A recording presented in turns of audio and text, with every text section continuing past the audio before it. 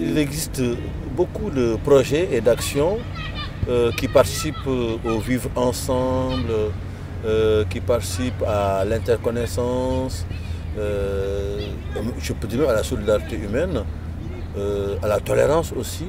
Et souvent, c'est des toutes petites actions, mais vraiment de toutes petites actions qui mériteraient d'ailleurs après d'être développées.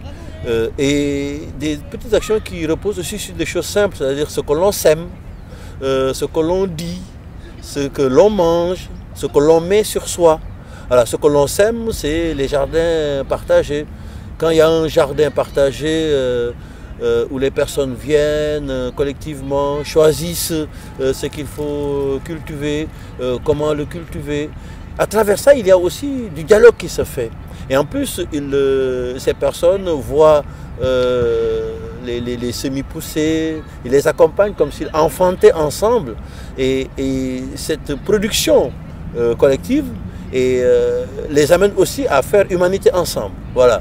Ce que l'on dit, que les gens se retrouvent entre eux pour parler de leurs problèmes, de leurs rêves, de leurs difficultés, mais avec leurs mots, avec leur langue aussi, parce que quelle que soit la langue d'origine, avec une traduction bien sûr en français, ça permet de légitimer la langue d'origine et en même temps de rentrer dans une langue commune.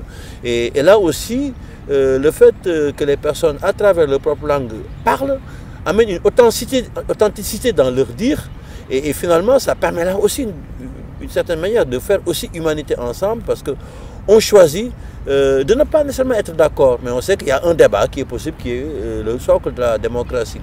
Ce que l'on mange, bien sûr c'est pas que chacun fasse de son côté, mais ensemble on va préparer à manger, et ensuite on va partager cela, on va le manger ensemble, et puis on va goûter.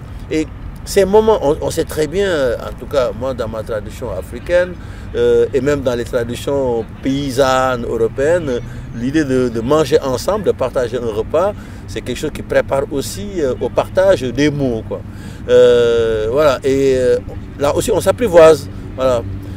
Et puis ce que l'on met sur soi, comment on s'habille. Essayez d'expliquer pourquoi on s'habille ici, ainsi, et là-bas autrement.